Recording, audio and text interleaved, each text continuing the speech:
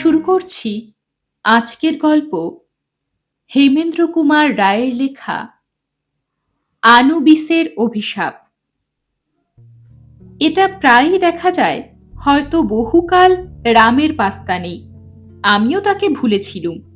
আচমকা একদিন অকারণেই তার কথা স্মরণ হলো, আর সঙ্গে সঙ্গে রামের দেখা পেলুম পথে ঘাটে বা অন্য কোথাও।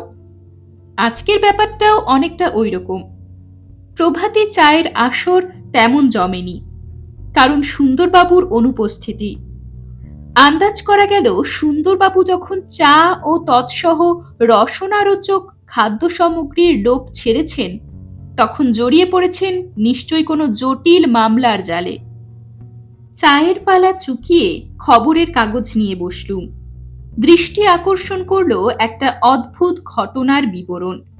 ঘটনাটা ভৌতিক। পুরনো বাড়িতে নতুন ভূতের ওস্তাদি, অর্থাৎ উত্তর কলকাতার একখানা ১৫০ বছরের বুড়ো বাড়িতে হঠাৎ ভূতের ভেলকি খেলা শুরু হয়েছে। বাড়িখানা মস্ত বড়, তার ঘরে ঘরে বাসা বেঁধেছে পূর্ববঙ্গ থেকে ভিটে মাটি ছেড়ে আসা বিভিন্ন উদ্বাস্তু পরিবার। ভূতের হামলা চলছে তাদেরই ওপরে। জয়ন্ত বললে, তাহলে কি অনুমান করতে হবে যে এই ভূত বাস্তুহারা? কোথাও কোনো রোজা তার আড্ডা ভেঙেছে, আর সেও সোজা এসে মাথা গুজেছে উদ্বাস্তুদের বাসা বাড়িতে। না জয়, ঠাট্টা নয়। ভূতের পাল্লায় পড়ে এক ব্যক্তি নাকি মারা যেতে যেতে কোনো রকমে বেঁচে গিয়েছে। পুলিশ খবর পেয়েছে? নিশ্চয়ই, কিন্তু পুলিশ কিছুই করতে পারছে না। কে যে আততায়ী কেউ জানে না। পুলিশ সদল বলে ঘটনাস্থলে গিয়ে ঘিরে বসে আছে, অথচ কোথা থেকে যে রাশি রাশি ইট পাটকেল বৃষ্টি হচ্ছে কেউ তার হদিশ পাচ্ছে না। জয়ন্ত বললে, পুলিশ যদি বিদেহী ভূতকে না খুঁজে দেহী মানুষকে খুঁজত, তাহলে হয়তো তাকে গ্রেপ্তার করতে পারত। তোমার এমন বিশ্বাসের কারণ? ১৫০ বছরের পুরনো বাড়িতে কেউ কখনো ভূতের গন্ধ পায়নি, সেখানে ভূত আজ হঠাৎ হানা দিতে আসবে কেন? আমি উত্তর দেবার আগেই ভিতরে আচম্বিতে মুখে হুম হা ও পায়ে দুমদাম শব্দ সৃষ্টি করে ইন্সপেক্টর সুন্দরবাবুর প্রবেশ, এবং তার পেছনে পেছনে আর এক অচেনা ভদ্রলোক। আমি বললুম, কি সুন্দরবাবু, আজ চায়ে চুমুক দিতে আসেননি? হঠাৎ এই আশ্চর্য বিরাগের কারণ কি? চায়েই চুমুক দেব বটে, যে ভৌতিক মামলার প্যাচে পড়েছি, চিত্ত একেবারে চরক গাছ আর কি। আমি বললুম, ভৌতিক মামলা? খবরের কাগজে আজ যার কথা বেরিয়েছে? জয়ন্ত বললে, উদ্বাস্তুদের উপরে বাস্তুহারা ভূতের অত্যাচার? না হে না, এ মামলার সঙ্গে বাস্তুহারা ভূত কি বস্তুতান্ত্রিক মানুষের কোনো সম্পর্ক নেই। তবে কি আর একটা আনকোরা ভৌতিক মামলা? কি আশ্চর্য, আজকাল কি লোকে ভূত ধরবার জন্যে রোজার বদলে পুলিশ ডাকে? যেখানে খুনোখুনি হয় বা হবার সম্ভাবনা থাকে, সেখানে লোকে পুলিশ না ডেকে কি আর করবে বলো? খুনি ভূত না মানুষ, সেটা তদন্ত না করলে তো চূড়ান্ত মীমাংসা হয় না। খুনটুন হয়েছে নাকি? কিছুকাল আগে একটা খুন হয়েছে, আর খুনিও ধরা পড়েনি বটে, তবে আমার এলাকায় নয়। কাজেই তা নিয়ে আপাতত মাথা না ঘামালেও চলবে। কিন্তু সম্প্রতি আমারই এলাকায় রহস্যময় হত্যাকাণ্ডের তোড়জোড় চলছে। জয়ন্ত বাধা দিয়ে বললে, কিন্তু তার সঙ্গে ভূতের সম্পর্কটা কি? খুনটা যিনি করতে চান তিনি নাকি সেকালে দেবতা বলে পূজা পেয়েছেন, কিন্তু একালের ভাষায় তিনি দেবতা নন, উপদেবতা। আমি সবিস্ময় বলে উঠলুম, বলেন কি দাদা, সেকালে দেবতা একালে পৃথিবীতে উপদেবতার ভূমিকায় দেখা দেবার জন্য প্রস্তুত হচ্ছেন? ঠিক তাই। তুমি শুনলে আরো অবাক হবে যে এই উপদেবতাটির শাকিন হচ্ছে প্রাচীন মিশর। শুনেই তো আমি একেবারে ফ্ল্যাট। জয়ন্ত মুখ টিপে একটু হেসে বললে, সুন্দরবাবু, আপনার এই উপদেবতার উপকথা শুনে আমার কলেবর রোমাঞ্চিত হবে বলে সন্দেহ হচ্ছে না। অতঃপর? তারপর এই দেবতা বা উপদেবতার নাম হচ্ছে আনুবিস। আমি বললুম, আনুবিসের কথা আমি কেতাবে পড়েছি। প্রাচীন মিশরীদের মতে তিনি হচ্ছেন সূর্য দেবতা ওসিরিসের পুত্র। মানুষ মারা গেলে পরে তিনি তার অভিভাবক হন। জয়ন্ত বললে, কিন্তু প্রাচীন মিশরীরা তাদের সভ্যতা, ধর্ম আর কুসংস্কার নিয়ে মহাকালের মহাসাগর তটে জলের লিখনের মতো করে পৃথিবী থেকে বিলুপ্ত হয়ে গিয়েছে। ধরলুম তাদের দেবতা ও উপদেবতাদের মৃত্যু নেই, কিন্তু অনন্ত নিদ্রাসুখ উপভোগ না করে আজকে এই সর্বনেশে অ্যাটম বোমার যুগে তারা কি আবার জেগে উঠে পৃথিবীতে অবতীর্ণ হতে সাহস করবে? সুন্দরবাবু একটু অধীরভাবে বললেন, ভাই জয়ন্ত, গোড়াতেই কথা শরীর সাগরে সন্তরণ দিয়ে সময় নষ্ট করে লাভ নেই। আমি ঘটনাটা ভাষা ভাষা শুনেই চমকে গিয়েছি। এ মামলা গ্রহণযোগ্য কিনা মনে সন্দেহ হয়েছে। তোমাদের সঙ্গে পরামর্শ করবার জন্যে এই ভদ্রলোককে নিয়ে এসেছি।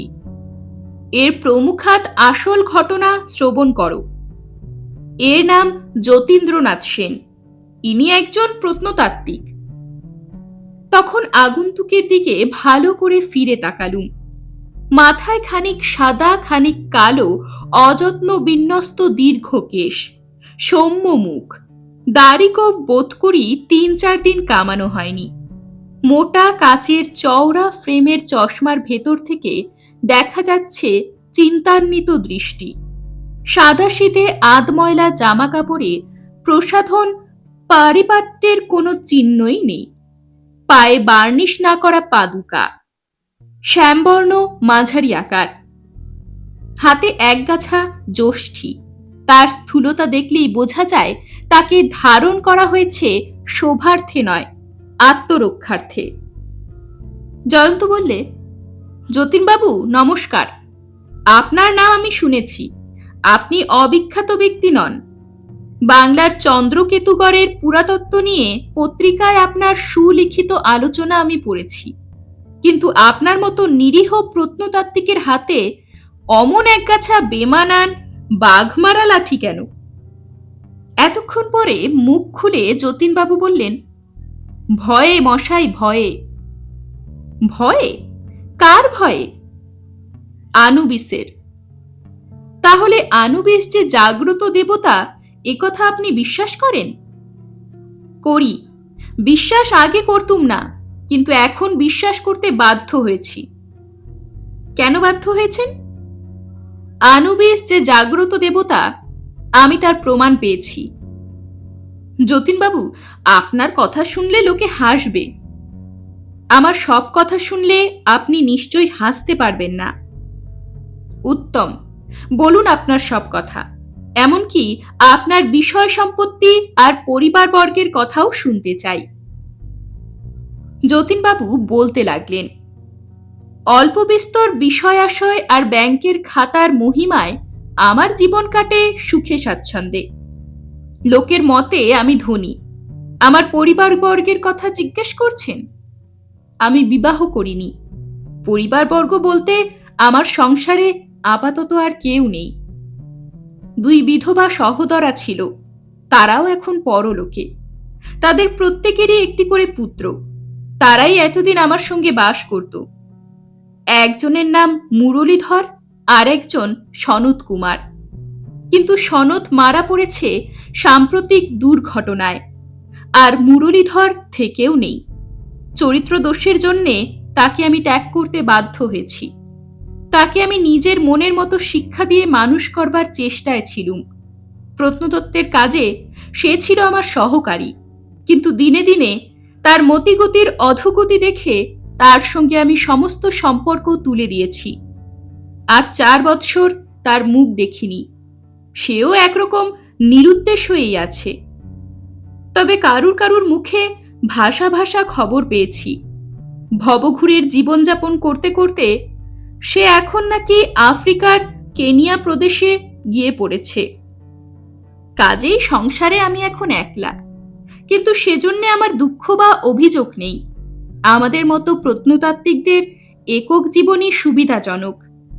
এই প্রত্নতত্ত্বের দুর্জয় নেশায় মেতে শিলালিপি, তাম্রলিপি বা প্রাচীন ধ্বংসস্তূপ খোঁজবার জন্যে আমাকে দেশ বিদেশে ছোটাছুটি করতে হয়েছে। কখনো গিয়েছি উত্তর পশ্চিম ভারতে মহেঞ্জোদারো বা হরপ্পা বা অন্য কোথাও অধুনালুপ্ত প্রাচীন সভ্যতার নষ্টোদ্ধার করতে।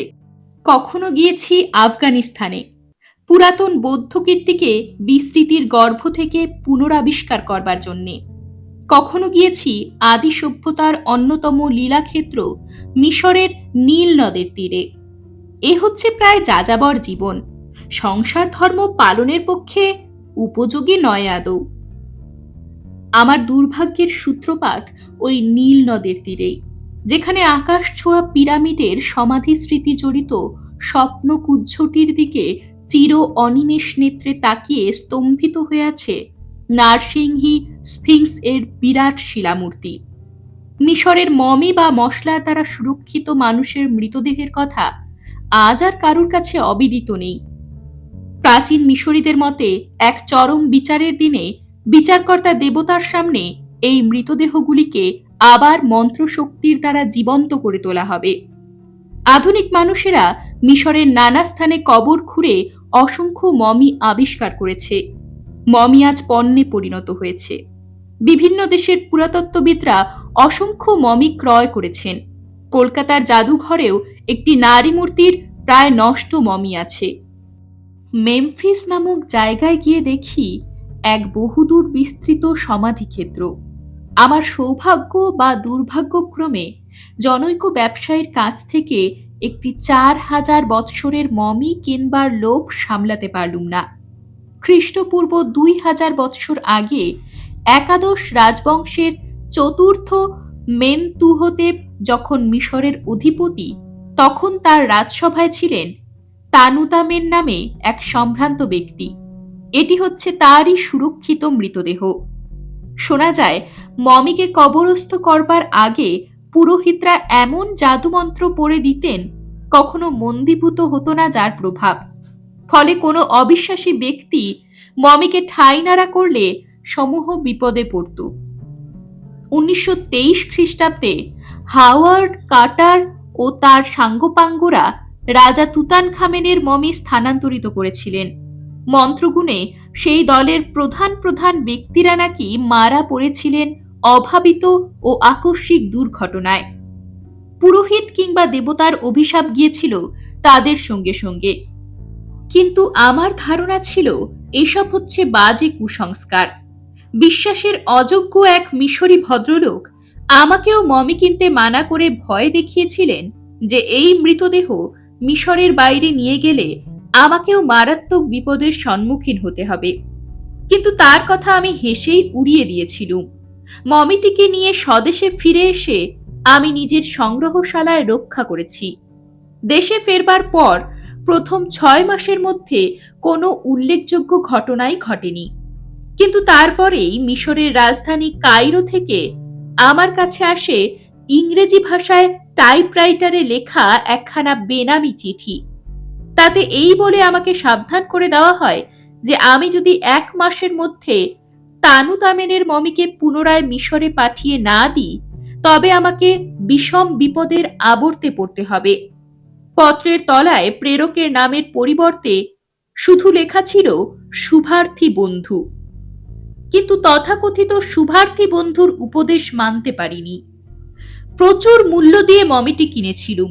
কোনো ধাপ্পাবাজের উড়ো চিঠিতে ভয় পেয়ে হারাতে রাজি হলুম না।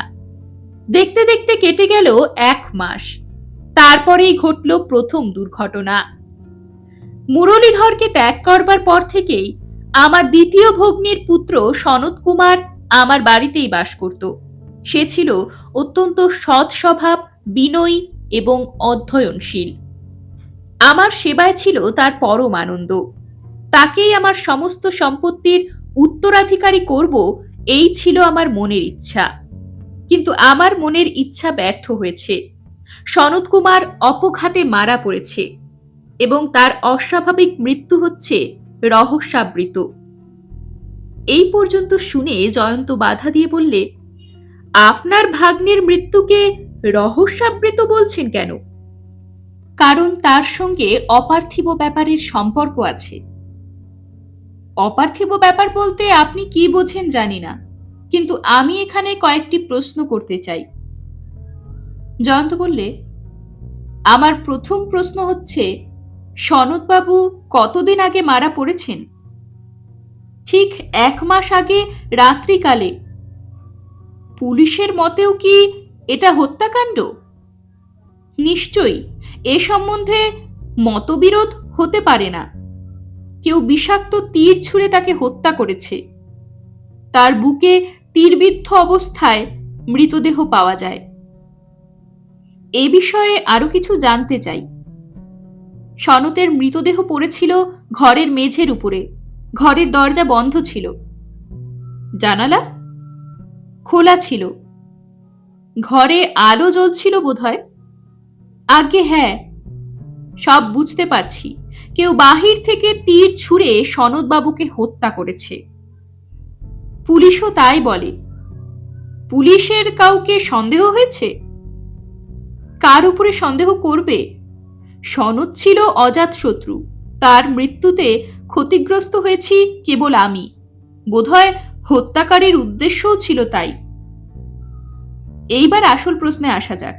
যতীনবাবু, আপনার মতে সনৎবাবুর মৃত্যুর সঙ্গে অপার্থিব রহস্যের সম্পর্ক আছে, এমন বিশ্বাসের কারণ কি? প্রথমত, সনতের বুকে যে তীরগাছা বিদ্ধ ছিল তা আধুনিক নয়।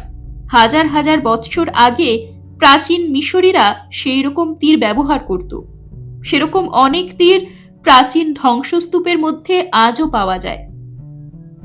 তারপর দ্বিতীয়ত, তীরের সঙ্গে সংলগ্ন ছিল একখানা কাগজ, কিন্তু সেখানা সাধারণ কাগজ নয়। তবে সেকেলের বাঙালিরা লেখবার জন্য ব্যবহার করত তাল পাতা। মিশরে আজও প্যাপাইরাস নামে এরকম জলজ তৃণ পাওয়া যায়। প্রাচীন মিশরীরা সেই তৃণ থেকে কাগজ তৈরি করে লেখবার জন্য ব্যবহার করত। এ কথা আমরাও জানি। তীরের সঙ্গে সংলগ্ন কাগজখানা ছিল সেই রকম, আর তার উপরে লেখা ছিল 2টি শব্দ। প্রাচীন মিশরীরা লিখত তো চিত্রাক্ষরে, যাকে হায়ারগ্লিফিক্স বলা হয়। আগে হ্যাঁ, সে হচ্ছে একরকম সাংকেতিক ভাষা। বিশেষজ্ঞ ছাড়া অন্য কেউ পড়তে পারে না। আপনি পড়তে পারেন তো? নিশ্চয়ই। সেই কাগজে কি লেখা ছিল? আনুবিসের অভিশাপ, অর্থাৎ তানুতামেনের মমি চুরি বা ঠাইনারা করেছেন বলে আনুবিসের অভিশাপে আপনার ভাগ্নে নিহত হয়েছেন। এছাড়া আর কি অর্থ হবে বলুন? কিন্তু কথা হচ্ছে, এটা কি উদরপিণ্ডি বুধোর ঘাড়ে নয়? দোষ করলেন আপনি, শাস্তি পেলে অন্য লোক। তারপর শুনুন, সনতের মৃত্যুর হপ্তাখানেক পরে আবার এক উড়ো চিঠি আসে, সেই রকম টাইপরাইটারে লেখা। লেখক সেই শুভার্থী বন্ধু। এবারের চিঠির খামের উপরেও কি মিশরের ডাকঘরের ছাপ ছিল? না, কোনো ছাপ থাকবার কথা নয়, কারণ এবারের চিঠিখানা কেউ স্বহস্তে আমার বাড়ির ডাকবাক্সে ফেলে দিয়ে গিয়েছিল। বটে বটে, বড়ই চিত্তাকর্ষক কথা। এবারের চিঠিতে লেখা ছিল, এখনো সাবধান হন, তানুতামিনের মমি যথাস্থানে পাঠিয়ে দিন, নইলে এবারে আপনার নিজের পালা। আনুবিসের সম্পত্তি আপনি হরণ করেছেন। আনুবিস আপনাকে ক্ষমা করবেন না। আর 7 দিন মাত্র সময় দেওয়া হলো। আপনার অভিপ্রায় কি? মমিটাকে আবার মিশরে পাঠিয়ে দেবেন? প্রাণ থাকতে নয়। ওই মমির সঙ্গে চিত্রাক্ষরে লেখা একখানা দলিল পেয়েছি। তাতে বহু দুর্লভ তথ্য আছে, পুরাতত্ত্ববিদদের কাছে যা অমূল্য। তবে নিরাপদ হবার জন্যে বসত বাড়ি ছেড়ে আমি নিজের বাগান বাড়িতে চলে এসেছি। কিন্তু এখানে এসেও আবার পেয়েছি বিপদের সারা। তাই নাকি? কিন্তু আপনার নতুন বিপদের কথা শুনবার আগে আর একটা কথা জানতে চাই। প্রাচীন মিশরী তীর আর চিত্রাক্ষরে আনুবিসের নাম দেখেই কি আপনি ধরে নিয়েছেন যে এসব ঘটনার সঙ্গে আছে অলৌকিকের সম্পর্ক? যতীনবাবু জোরে মাথা নাড়া দিয়ে বললেন, নিশ্চয়ই নয়। অলৌকিককে আমি যে দেখেছি। কাকে দেখেছেন? আনুবিসকে। সচক্ষে? আগে হ্যাঁ, সচক্ষে। সে হচ্ছে ভয়াবহ মূর্তি। জয়ন্ত উত্তেজিত কণ্ঠে বললে, প্রাচীন মিশরের কথা আজ পরিণত হয়েছে সুদূর অতীতের স্বপ্ন কাহিনীতে, আর আপনি কিনা বলতে চান সেই বিস্তৃত পৌরাণিক যুগের ভুতুরে দেবতা আনুবিসকে সচক্ষে দেখেছেন এই ২০ শতাব্দীর কলকাতায়? আগে হ্যাঁ, আমি তাই বলতে চাই। সুন্দরবাবু বললেন, আপনি একটা বিটকেল স্বপ্ন দেখেছেন। আমি বললুম, সব কথা না শুনে কোনো মত প্রকাশ না করাই উচিত। যতীনবাবুর বক্তব্য এখনো শেষ হয়নি। জয়ন্ত বললে, ঠিক। যতীনবাবু, আপনার আশ্চর্য দর্শনের কথা শেষ করুন। যতীনবাবু আবার শুরু করলেন তার কাহিনী। গতকালের কথা বলছি। আমার বাগান বাড়ি একতলা। চারিদিকে ১৬ বিঘা জমির উপরে আছে ফল ফুলের গাছ, লতাপাতার ঝাড়, আলবাঁধা ছোট ছোট খোলা জমি এবং পুকুর। বাগানে পাঁচিল নেই বটে, কিন্তু মেদি ও তারের বেড়া দিয়ে সব দিকে ঘেরা। ৪খানি ঘরের একখানিতে আমি শয়ন করি। বাগানের পেছনে মালির এবং ফটকের পাশে দারোয়ানের ঘর। প্রথম রাতটা ছিল গুমোট। রাত ১২টার পর এক পশলা বৃষ্টি হয়ে বেশ ঠান্ডা পড়ে। কনকনে বাতাস বইতে থাকে। শীত শীত করায় ঘুম ভেঙে যায়। মাথার কাছেকার জানলাটা বন্ধ করে দেওয়ার জন্য বিছানা ছেড়ে উঠে পড়ি। জানলার কাছে গিয়ে বুঝি তখনও থামেনি ঝুরঝুরে ইলশে গুড়ি। এত হালকা যে শব্দ শোনা না গেলেও হাওয়ায় উড়ে এসে গায়ে লাগে। আচম্বিতে নিঝুম অন্ধকারের বুক চিরে এবং আমার চোখে চমক লাগিয়ে ঝলকে উঠল এক তীব্র ও সুদীর্ঘ বিদ্যুৎ শিখা, এবং তারপরেই আকাশ পৃথিবী কাঁপিয়ে গম গম করে কানে বাজতে লাগলো যন্ত্রের গম্ভীর গর্জন। কিন্তু সেই গর্জমান বজ্রধ্বনি শুনতে শুনতেই আর একটা কল্পনাতীত দৃশ্য দেখে আতঙ্কে শিউরে উঠল আমার অন্তরাত্মা পর্যন্ত। জানলা থেকে অল্প তফাতেই হাসনুহানার ঝোপের কাছে দাঁড়িয়ে আছে এক অদ্ভুত দীপ্তচক্ষু মূর্তি। মনের মধ্যে বিদ্যুতের মতোই প্রশ্ন খেলে গেল, কে কে ও? তারপর কান থেকে বজ্রধ্বনির প্রতিধ্বনি মিলতে না মিলতেই বিছানা থেকে খপ করে ইলেকট্রিক টর্চটা তুলে নিয়ে জেলে ফেলে স্তম্ভিত নেত্রে দেখলুম ওখানে যে দাঁড়িয়ে আছে তার নিকষ কালো মনুষ্য দেহের উপরে বিরাজমান প্রকাণ্ড এক শৃগালের মুখ, আর সেই আশ্চর্য শেয়াল মুখেই দপদপ করে জ্বলছিল দুটো নীলাভ আগুন চোখ। অত্যুক্তি নয়, চোখ দুটো সত্যি সত্যি অগ্নিময়। কিন্তু টর্চের আলো জ্বলতেই নিবে গেল সেই চোখের আগুন। আমি সভয়ে চেঁচিয়ে উঠলাম। ধরা পড়েই সেই ভয়ঙ্কর অমানুষিক মূর্তিটা বিকট এক হুঙ্কার দিয়ে অদৃশ্য হলো ঝোপের আড়ালে। আমার চিৎকারে লোকজন ছুটে এলো। তারপর শুনতে পেলুম কার ধাবমান মোটরের শব্দ। বেয়ারা ও দারোয়ানরা তন্ন তন্ন করে খুঁজেও বাগানে বাইরে কাউকে দেখতে পেলে না। তারপর বাকি রাতটা কোনো রকমে কাটিয়ে দিয়ে ভোর হতেই থানায় এসে হাজির হয়েছি। সব শুনে জয়ন্ত চুপ করে কি ভাবতে লাগলো। সুন্দরবাবু বললেন, বলো তো জয়ন্ত ভায়া, এমন উদ্ভট মামলা নিয়ে পুলিশ কি করতে পারে? শেয়াল মুখ, আগুন চোখ, মানুষ খেকো ভূত। কেন বাপু, ভূত কি অন্য কোন রকম ভদ্রমূর্তি ধারণ করতে পারলে না? দেহ মানুষের, মুখ শেয়ালের, চোখ আগুনের। ধেত, যা নয় তাই। যতীনবাবু বললেন, মশাই, প্রাচীন মিশরের দেবতা আনুবিসের মুখ ছিল শৃগালের। সুন্দরবাবু বললেন, দেবতার এমন যাচ্ছে তাই জানুয়ারি বুদ্ধি হয়, আমি এ কথা বিশ্বাসই করি না। শিয়ালমুখ দেবতাকে কেউ আবার পুজো করে নাকি? কখনো না। যতীনবাবু বললেন, সেকালের মিশরের এমন সব দেবতাও পুজো পেতেন যাদের মুখ ছিল কারুর ভেড়া, কারুর গরু, কারুর সিংহ, কারুর বক বা বাজ পাখির মতো। আরে ছি ছি, এ যে দেবতাদের অপমান। তাহলে আমাদের অর্থাৎ হিন্দুদেরও তো দোষী বলতে হয়। গণেশের হাতির মতো মুখের কথা ভুলে যাবেন না, তারও উপরে আছেন নৃসিংহ অবতার। আবার পুরনো মন্দিরে বিষ্ণুর নরবরাহ মূর্তিও দেখা যায়। আমি বললুম, ওসব বাজে কথা যেতে দিন। হ্যাঁ যতীনবাবু, ওই শেয়ালমুখ বিদেশি দেবতাকে দেখতে গিয়ে ভয়ে আপনার চোখের ভ্রম হয়নি তো? ভ্রম? অসম্ভব। প্রাচীন চিত্রে আর ভাস্কর্যে আমি আনুবিসের যেরকম আঁটোসাঁটো ছোট জামা আর বিশেষ ধরনের তৈরি হাঁটুর উপর পর্যন্ত ঝোলানো খাটো কাপড় দেখেছি, আমার বাগানের শেয়ালমুখ মূর্তিটার পরনেও ঠিক সেই রকম পোশাকই ছিল। মুখ, দেহ, সাজ পোশাক সব হুবহু মিলে গেছে।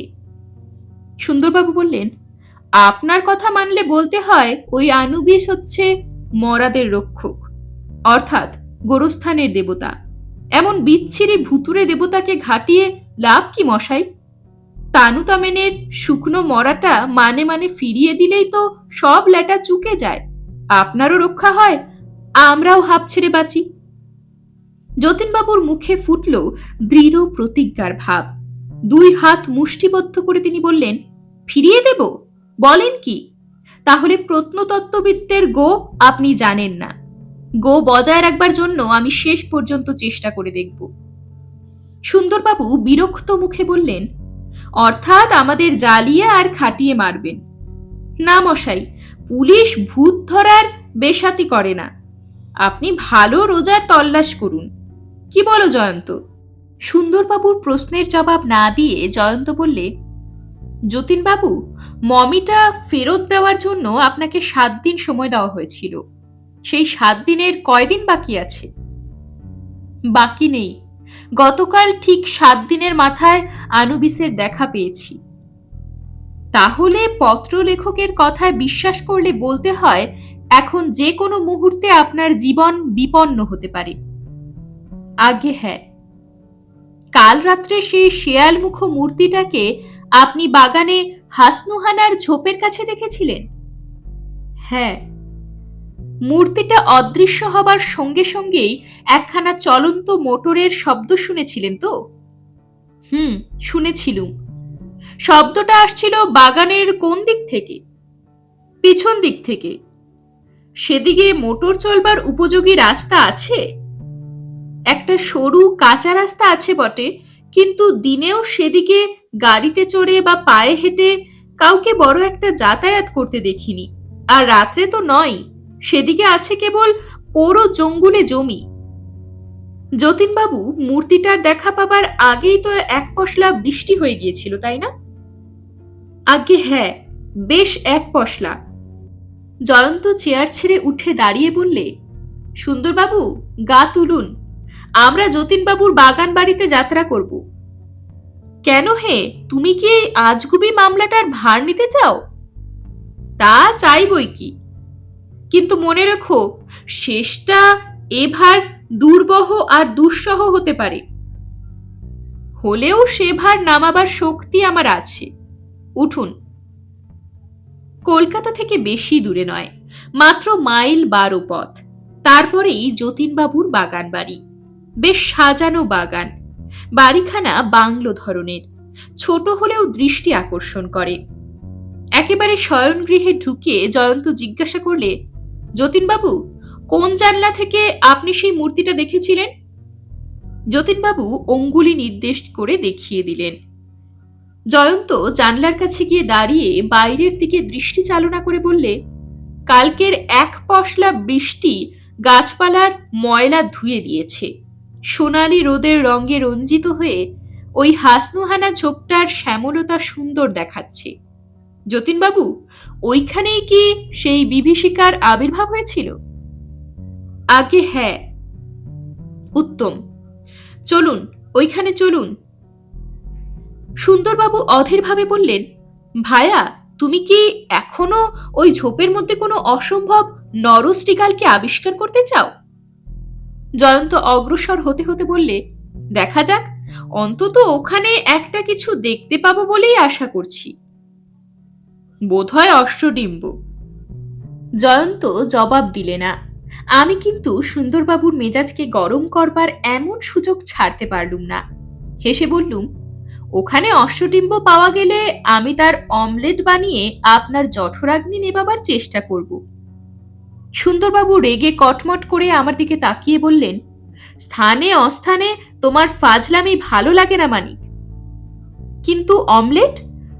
অমলেট আপনার ভালো লাগে তো?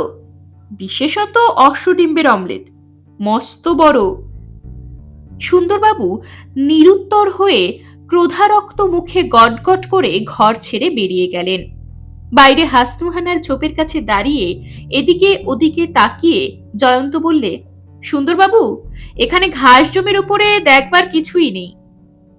সেটা আমি এখানে না এলেও ভবিষ্যৎবাণী করতে পারতুম। জয়ন্ত ঝোপের ওপাশে গিয়ে বললে, ঝোপের নিচে আদুর কাঁচা মাটির দিকে তাকিয়ে দেখুন। দেখবো আবার কি ছাই? ছাই ভস্য নয়, দেখবেন কারুর একখানা বা পায়ের ছাপ। পায়ের ছাপ? হ্যাঁ, কাল রাত্রে এখানে যে মূর্তিমান হয়েছিল, যতীনবাবুর চিৎকার শুনে সে তাড়াতাড়ি সরে এসেছিল ঝোপের এইখানে। পায়ের ছাপটা তারই অস্তিত্বের প্রমাণ দিচ্ছে। বিস্মিত সুন্দরবাবুর মুখ দিয়ে আর কোনো শব্দ নির্গত হলো না। জয়ন্ত বললে, মূর্তির আবির্ভাবের পূর্বেই এক পশলা বৃষ্টি হয়েছিল শুনেই আমি আন্দাজ করতে পেরেছিলুম যে আগন্তুক বাগানের কোথাও না কোথাও তার আগমনের চিহ্ন রেখে যাবে। তাই তো তাড়াতাড়ি এখানে চলে এসেছি। আমি আরো কিছু দেখবার আশা করি। আরো কি? সেটা পরে দেখা যাবে। আপাতত এই ছাপটাই পর্যবেক্ষণ করুন। এটা হচ্ছে এক পাটি রবারের জুতোর ছাপ, 7 নম্বরের জুতো। ছাপের নকশা দেখেই বলে দেওয়া যায় বাটা কোম্পানির জুতো। যতীনবাবু, বাটা কোম্পানির রবারের জুতো পরে আপনার বাড়িতে এমন কেউ আছে? কেউ না। সুন্দরবাবু, ছাপটার ছাঁচ তোলাবার ব্যবস্থা করুন। এটা হচ্ছে মূল্যবান সূত্র, পরে কাজে লাগবে। যতীনবাবু, রাত্রে মোটরের আওয়াজ শুনেছিলেন কোন দিকে? বাগানের ওই পেছন দিকের রাস্তায়। চলুন, ওই দিকে পা চালাই। বাগানের পশ্চাৎ ভাগ, কর্দমাক্ত কাঁচা রাস্তা, তার ওপাশে পোড়ো জমি, এদো পুকুর, আগাছা আর কাটা ঝোপ, বাঁশঝাড়, অযত্ন বর্ধিত তাল, নারকেল ও খেজুর প্রভৃতি গাছের ভিড়। বাগান বাড়ির ঠিক পেছনে পথের কাদায় মোটর গাড়ির চাকার দীর্ঘ একটানা রেখা। সুন্দরবাবু বললেন, ফায়ারস্টোন টায়ারের ছাপ। এরও ছাঁচ তুলে রাখতে হবে। মোটরখানা যে এইখানে বাগানের বেড়ার ধারে এসে থেমেছিল তাও বোঝা যাচ্ছে। জয়ন্ত বললে, আমি এই ব্যাপারটাই দেখবার আশা করেছিলুম। অতঃপর অনুমান করা যেতে পারে এইখানে গাড়ি থামিয়ে চালক নিজে কিংবা তার কোনো সঙ্গী কাল রাতে বেড়া টপকে বাগানের ভেতরে করেছিল অনধিকার প্রবেশ। যতীনবাবু, আপাতত আপনার প্রতি আমার এই নির্দেশ, আজ আপনি বাড়ির বাইরে আর মুখ দেখাবেন না। আমি চললুম, সন্ধ্যের সময় আবার আসব। তারপর যা করতে হবে তখনই শুনবেন। সুন্দরবাবু, এখানকার কাজ সেরে আমার সঙ্গে দেখা করলে বাধিত হব। কিছু গোপন পরামর্শ আছে। এখন নমস্কার। সন্ধ্যার মুখেই জয়ন্তের সঙ্গে আমি আবার বাগান বাড়িতে গিয়ে হাজির হলুম। যতীনবাবু একটা ঘরের বাইরের দিককার সব জানলা বন্ধ করে ভয়ে জুবুথুবু হয়ে বসেছিলেন। আমাদের আবির্ভাবে মুখে হাসি ফুটিয়ে উঠে দাঁড়িয়ে তিনি বললেন, আপনাদের দেখে যেন ধরে প্রাণ এলো। এতক্ষণ একা একা বসে দিকে দিকে শুনছিলুম যেন অমঙ্গলের ভয়াবহ পদধ্বনি, যেন হাজার হাজার বৎসরের ওপার থেকে মিশরের মৃত্যুস্তব্ধ প্রাচীন সমাধিভূমি ছেড়ে অন্ধকারের কোনো ভয়ঙ্কর বাসিন্দা কত সাগর, নদী, মরু পর্বত ডিঙিয়ে ধেয়ে আসছে আমারই উদ্দেশ্যে। আমি সহাস্যে বললুম, আপনি যে কবির ভাষায় কথা কইছেন, লোকে ভয়ে কি কবি হয়? যতীনবাবু বললেন, ভয়ে কেউ কবি হয় কিনা জানি না, কিন্তু আধমরা যে হয় তার প্রমাণ আমি। জয়ন্ত বললে, অতএব ভয় পাবেন না। আমার হাতে এটা কি দেখছেন? ওটা তো একটা ব্যাগ। ওর ভেতরে কি আছে? মাথামুন্ডু একটা কিছু আছে। মাথামুন্ডু? ঠিক তাই। এখন বিনা বাক্য ব্যয়ে চলুন আপনার শয়নগৃহে। শয়নগৃহ? জানলার কাছে গিয়ে দাঁড়িয়ে জয়ন্ত বলল, এইবারে এইখানে একটা ছোট টেবিল আর একখানা সোফা এনে রাখুন। কথা মতো কাজ হলো। এইবারে চাই 2-4টে ছোট বালিশ আর একটা তাকিয়া, একটা জামা আর কিছু ন্যাকড়া। বিস্মিত যতীনবাবু ফরমাস মতো জিনিস সরবরাহ করলেন। অতঃপর জয়ন্ত ব্যাগের ভেতর থেকে বার করলে মোম দিয়ে গড়া একটা নরমুণ্ড। হঠাৎ দেখলে ভ্রম হয় আসল মানুষের মাথা। সচকিত কণ্ঠে যতীন শুধলেন, ও কি ব্যাপার জয়ন্তবাবু? ও কি ব্যাপার? রহস্যময় হাসি হাসতে হাসতে নিরুত্তর মুখে জয়ন্ত প্রথমে সোফার উপরে তাকিয়া রেখে তার উপরে জামা পরালে, তারপর ন্যাকড়াগুলো গুজে দিলে এখানে ওখানে, এবং তাকিয়ার ঊর্ধ্বদেশে স্থাপন করলে সেই কৃত্রিম নরমুণ্ডটা। তারপর ঘরের বাইরে বাগানে গিয়ে জানলা দিয়ে ঘরের ভেতর দিকে তাকিয়ে চুপ করে দাঁড়িয়ে রইল কিছুক্ষণ। হতভম্ব যতীনবাবুর মুখে এতক্ষণ পরে কথা ফুটল।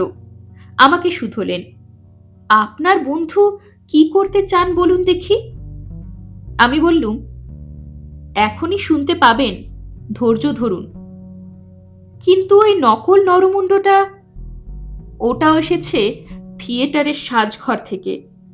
মঞ্চের উপরে সময়ে সময়ে কাটা নরমুণ্ড দেখানো দরকার হয় কিনা? তবু যতীনবাবুর মুখ দেখে মনে হলো না অন্ধকারের মধ্যে তিনি এক ফোঁটা আলো দেখতে পেয়েছেন। জয়ন্ত ঘরের ভেতরে এসে বললে, বাগান থেকে কি দেখলুম জানেন যতীনবাবু? টেবিলের দিকে মুখ করে সোফার উপরে বসে আছে ঠিক যেন আপনি। আমি? তাছাড়া আবার কে? বালিশ তাকিয়া প্রভৃতি সোফার পেছন দিক থেকে দেখা যাচ্ছিল না। দেখতে পেলুম কেবল আপনার মাথাটা। এটা আপনার শোবার ঘর। এখানে রাত্রে আপনি ছাড়া আবার কে থাকবে? কিন্তু ভুল হলো যে মশাই, ওই বিতিকিচ্ছিরি মুন্ডুটা কেউ আমার বলে সন্দেহ করবে না। মশাই ভুলে যাচ্ছেন, একে রাত্রিকাল, তাই বাগানের দর্শক থাকবে দূরে। তার উপরে সাবধানতার জন্যে ঘরে আজ স্বল্প শক্তির একটি মাত্র ইলেকট্রিক বাল্ব জ্বালাবার ব্যবস্থা করা হবে। কৃত্রিম মুখটাকেও সুমুখ থেকে দেখা যাবে না। ওর মাথার পেছনে আছে ঠিক আপনারই মতো কাঁচা পাকা লম্বা চুল। সুতরাং দর্শকের চোখের ভুল হওয়া অনিবার্য। আমার কথায় বিশ্বাস না হয় আপনি নিজেই একবার বাগানে গিয়ে চক্ষুকর্ণের বিবাদ ভঞ্জন করে আসুন না। যতীনবাবু চোখ কপালে তুলে শিউরে উঠে বললেন, বাপরে, বলেন কি? সন্ধে উতরে গিয়েছে, এই অন্ধকারে আমি যাব বাগানে? সে তো হবে আত্মহত্যারই সামিল। না মশাই, আমি না দেখেই আপনার কথাতে বিশ্বাস করছি, কিন্তু আপনার অভিপ্রায়টা তো আমার বোধগম্য হচ্ছে না। এত তোড়জোড় কিসের? আজ রাত্রে বাগানে আবার যদি আনুবিসের অশুভ আগমন হয়, তবে নাগালের ভেতরে আপনার জলজান্ত মাথাটা পেয়ে সে জানালা পথে নিশ্চয়ই বিষাক্ত তীর নিক্ষেপ করতে বিলম্ব করবে না। 7 দিন কেটে গেছে, কাল তার মনস্কামনা পূর্ণ হয়নি, আজ হবে। ওরে বাবা, আমি তখন কোথায় থাকব? আপনাকে অন্য কোনো ঘরে ঘাপটি মেরে থাকতে হবে। একলা? তা নয়তো কি? আর আপনারা? আমরা এখনই বিদায় হব। আর আমি এখানে বলির পাঠার মতো কেঁপে মরব? কিংবা আমার হৃদযন্ত্রের ক্রিয়া ফস করে বন্ধ হয়ে যাবে? খাসা ব্যবস্থা। কেন, এখানে কি আজ পুলিশ মোতায়েন রাখা যায় না? না, আনুবিস পুলিশকে ভালোবাসে না। তবে আবার আমরা আসবো বই কি। কিন্তু আমি পটল তোলবার পরে বোধ হয়। ভয় নেই মশাই, ভয় নেই, ভরসাও নেই। যেন স্তম্ভিত হয়ে আছে রাত্রির আত্মা। কৃষ্ণা নিশীথিনীর উষ্ণ নিঃশ্বাস বায়ু যেন বনে বনে মুহুর্মুহু জাগিয়ে তুলছে দুঃসহ যন্ত্রণার আর্ত আকুতি। পথিকহীন পল্লীপথ মনে আছে ভয়ের শিহরণ। কোথাও নেই মানুষের সাড়া। অন্ধ বসুন্ধরা এখন যেন পরিণত হয়েছে অমানুষের বিচরণ ক্ষেত্রে। কোথাও কোনো কাল ভৈরবের পদার্পণের জন্য মঞ্চ প্রস্তুত হয়ে আছে। যতীনবাবুর বাগান বাড়িও অন্ধকারে আচ্ছন্ন, কেবল একটি ঘর ছাড়া। সেখানে জানালা পথে অনুজ্জ্বল আলোকে দেখা যায় একটি আসনে মনুষ্যমূর্তি বাইরের দিকে পেছন ফিরে টেবিলের উপরে ঝুঁকে পড়ে যেন একমনে কোনো পুস্তক পাঠ করছে। আচম্বিতে নিশীথের নীরবতাকে ঘর ঘর শব্দে যেন কড়াক করে কাটতে কাটতে বাগান বাড়ির নিকটস্থ হয়ে একখানা মোটর গাড়ি হঠাৎ আবার স্তব্ধ হয়ে পড়ল।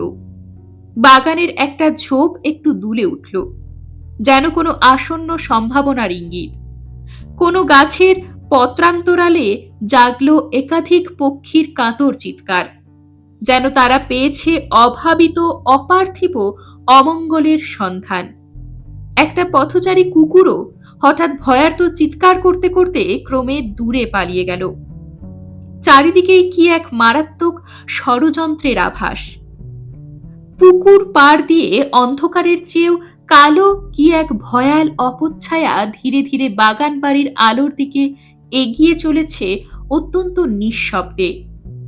তার উপর দিকে আধারে মুখ দেখা যায় না, কিন্তু স্পষ্ট দেখা যাচ্ছে দুটো রোমাঞ্চকর অগ্নিময় বিভৎস চক্ষু, নীলাভ দীপ্তি। আলো জ্বালা ঘরের কাজ বরাবর গিয়ে দীপ্ত চক্ষু ছায়ামূর্তিটা হঠাৎ দাঁড়িয়ে পড়ল। কয়েক মুহূর্ত পরে কি একটা শব্দ হলো এবং সঙ্গে সঙ্গে দেখা গেল ঘরের ভিতরকার উপবিষ্ট মনুষ্যমূর্তির মুন্ডটা ঠিকরে পড়ল নিচের দিকে। পর মুহূর্তে তোলপাড় করে উঠল হাসনুহানার ঝোপ এবং সঙ্গে সঙ্গে জাগল একটা হিংস্র পাশবিক গর্জন। তারপরেই বিষম কোস্তাকুস্তি, ধস্তাধস্তি ও মাটির উপরে একটা ভারী দেহ পতনের শব্দ।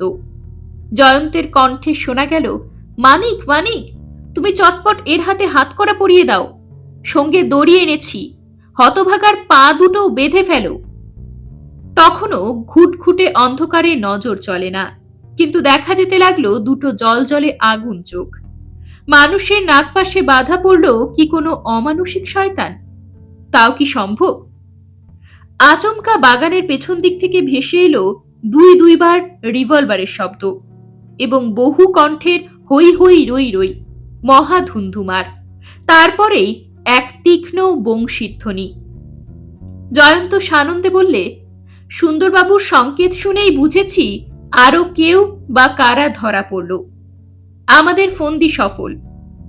এদিকে হট্টগোল শুনে লণ্ঠনধারী বেয়ারা ও যষ্ঠীধারী দারোয়ানদের সঙ্গে বন্দুকধারী যতীনবাবুও হন্তদন্ত হয়ে বাগানে ছুটে এসে উৎকণ্ঠিত স্বরে বলে উঠলেন, কি হলো, কি হলো, এত হট্টগোল কেন?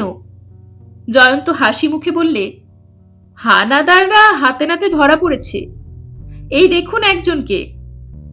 লণ্ঠনের আলোয় দেখা গেল মাটির উপরে লম্বমান হয়ে হাঁপড়ের মতো হাঁপাচ্ছে এক অদ্ভুত বিজাতীয় পোশাক পরা কৃষ্ণকায় মূর্তি। মুখ তার শৃগালের মতো, কিন্তু সেই শৃগাল মুখের উপর থেকে নিবে গেছে তখন দপদপে নীলাভ দীপ্তি। যতীনবাবু আঁতকে উঠে দুই পা পিছিয়ে বললেন, কি সর্বনাশ? জয়ন্ত বললে, সর্বনাশ নয় মশাই, সর্বরক্ষা, এই দেখুন। সে একটানে মূর্তির কাঁধের উপর থেকে উপড়ে আনলে মুখ নয়, মুখোশ, শৃগাল মুখের মুখোশ। চমৎকৃত যতীনবাবু বলে উঠলেন, এ আবার কি? ছলনা। কে এই লোকটা? চিনতে পারছেন না? একে জীবনে কখনো দেখিনি। এমন সময় ঘটনাস্থলে এসে হাজির হলেন সবেগে ও সদল বলে সুন্দরবাবু। এসেই বলে উঠলেন, এক বেটাকে বাগানের ভেতরে পাঠিয়ে দিয়ে আর এক বেটা মোটরে গুম হয়ে বসেছিল। আমরা ধরতে যেতেই বেটা আবার রিভলভার ছুটতে শুরু করেছিল। সেপাই, ওটাকে টেনে নিয়ে আয় তো এখানে। হুম, আমাকে টিপ করে গুলি ছোড়া, পাজি, ছুঁচো, উল্লুক। হাত কড়িবদ্ধ অবস্থায় যাকে টেনে হিঁচড়ে কনস্টেবলরা সামনে এনে হাজির করলে তাকে দেখেই যতীনবাবু বিপুল বিস্ময়ে একেবারে থ। কি যতীনবাবু, একে চেনেন নাকি? এ যে আমার দেশত্যাগী ভাগ্নে মুরলীধর। বেরুলো জয়ন্তের রৌপ্যময় শামুক নস্যদানি। খুশি মুখে নাকে নস্য গুজতে গুজতে সে বললে, যা যা আন্দাজ করেছিলুম হুবহু মিলে যাচ্ছে। যতীনবাবু, শয়নগৃহে গিয়ে দেখে আসুন, মুরলীধর প্রেরিত দূতের বানাঘাতে আপনার নকল মুন্ডটা এখন মেঝের উপরে গড়াগড়ি যাচ্ছে। চেয়ে দেখুন, এখানেও পড়ে রয়েছে ওর হস্তচ্যুত ধনুকখানা। যতীনবাবু অভিভূত কণ্ঠে বললেন, এসব কথা যে আমার বিশ্বাস হচ্ছে না। কিন্তু বিশ্বাস আপনাকে করতেই হবে। শুনুন তবে সব কথা। জয়ন্ত বললে, এই মামলাটাকে গোড়াতেই পেঁচালো বলে মনে ধোকা লাগে বটে, কিন্তু অল্প মাথা ঘামালেই ব্যাপারটা বেশ সহজ হয়ে আসে। প্রথম থেকেই ভূতের কথা আমি একেবারেই উড়িয়ে দিয়েছিলুম। ভূত বিষাক্ত তীর ছুঁড়ে নরহত্যা করছে, ভৌতিক ইতিহাসেও সে কথা লেখে না। বিষের সাহায্য নেয় কেবল মানুষ খুনি। ভূতের কোনো বন্ধু বা সেক্রেটারি টাইপরাইটারে পত্র লিখে কাউকে শাসাচ্ছে, এটাও হাস্যকর ব্যাপার। প্রাচীন মিশরের পৌরাণিক প্রেতমূর্তি বা ছায়ামূর্তি পায়ের শব্দ ঢাকবার জন্য বাটা কোম্পানির পরম আধুনিক রবারের জুতো পরে এবং তারা খেলে মোটরে চড়ে টেনে লম্বা দেয়। ভুতুরে যুক্তিতেও এসব মানা চলে না। কিন্তু বিনা কারণে হত্যা বা নরহত্যার চেষ্টা হয় না। ভূত ঘটিত ব্যাপারগুলো যদি অস্বীকার করি, তবে সনত কুমারকে হত্যা আর যতীনবাবুকে মারাত্মক আক্রমণ করার মূলে কোনো উদ্দেশ্য থাকতে পারে। নিজের মনের ভিতর থেকেই জিজ্ঞাসার জবাব পেলুম। যতীনবাবু ধনী ও নিঃসন্তান, তার সম্পত্তির লোভেই কেউ এইসব কুকার্য করছে। যতীনবাবু ও সনত কুমারের অবর্তমানে সম্পত্তির মালিক হতে পারে কে? নিশ্চয় যতীনবাবুর অন্যতম ভাগিনেও ও সনত কুমারের মাস্তুত ভাই মুরলীধর। তার পরিচয় দিয়েছেন যতীনবাবু স্বয়ং। সে এক কুচরিত্র ও অমানুষ, যে মাতুল তাকে বাড়ি থেকে তাড়িয়ে দিয়ে বিষয় আশয় থেকে বঞ্চিত করতে বাধ্য হয়েছেন। সে নিখোঁজ এবং ভবঘুরে। পরিত্যক্ত হবার আগে সে ছিল মাতুলের প্রিয় পাত্র। যতীনবাবুর কাছ থেকেই সে যে প্রত্নতত্ত্বের অল্প বিস্তর অভিজ্ঞতা অর্জন করেছিল, এই তথ্যটা আমার যথেষ্ট কাজে লেগেছে। আর একটা উল্লেখযোগ্য তথ্য হচ্ছে, ভাষা ভাষা খবর পাওয়া গিয়েছিল যে মুরলীধর নাকি আফ্রিকার প্রবাসী হয়েছে। আমি আন্দাজ করলুম, আফ্রিকায় থাকতে থাকতেই সে মাতুলের মমি কেনার কথা জানতে পারে এবং তারপরেই সে শয়তানি বুদ্ধির দ্বারা চালিত হয়ে ওই সুযোগটা গ্রহণ করে। মমি স্থানান্তরিত করলে মারাত্মক অভিশাপগ্রস্ত হতে হয়। এই চলতি কুসংস্কারটাও সে কাজে লাগাতে ছাড়েনি। কিন্তু প্রত্নতত্ত্ববিদ্যা বিশারদ মাতুল যে প্রাণ ভয়েও মমিকে হাতছাড়া করতে রাজি হবে না, এটা জেনেই সে আটঘাট বেঁধে কার্যক্ষেত্রে অবতীর্ণ হয়েছিল। আনুবিসের ছদ্মবেশে অন্য যে ব্যক্তি ধরা পড়েছে, সে হচ্ছে তারই আজ্ঞাবহ এবং পাপকর্মের সঙ্গী। খুনির স্বরূপ যদি কেউ ধরে ফেলে, তাই আনুবিসের ছদ্মবেশ আর রূপকথার প্রয়োজন হয়েছে। ওর মধ্যে পুলিশকেও বিপথে চালাবার গোপন অভিসন্ধি আছে। আর অগ্নিময় চক্ষুর রহস্য, ওটা হচ্ছে রাসায়নিক প্রক্রিয়ার ফল, অর্থাৎ ফসফরাস ঘটিত চালাকি। সহজেই সাধারণ মানুষের চোখ ধাঁধানো যায়। সাদা ফসফরাস অন্ধকারে জ্বলে। আমার আর কিছু বক্তব্য নেই। যতীনবাবুর মুখ দিয়ে কোনো কথা ফুটল না। কেবল কাতরভাবে একটা অব্যক্ত শব্দ করে তিনি অবসন্নের মতো বসে পড়লেন। সুন্দরবাবু বললেন, কথায় কথায় লোকে বলে জম জামাই ভাগনা, তিন নয় আপনা। হায় রে, সেই কথাই দেখছি সত্য হয়ে দাঁড়ালো। জয়ন্ত বললে, কথার কথা ছেড়ে দিন সুন্দরবাবু, এমন ভাগ্নে হাজারে একটাও হয় না। আসল কথা কি জানেন? সুজনের স্বজন সর্বজন, কিন্তু দুর্জন কাউকে স্বজন বলে মানে না। এরকমই আরো সব গল্প পেতে চ্যানেলটিকে সাবস্ক্রাইব করে দেবেন। আর গল্পটি যদি ভালো লেগে থাকে তাহলে লাইক, শেয়ার আর কমেন্ট করে দেবেন।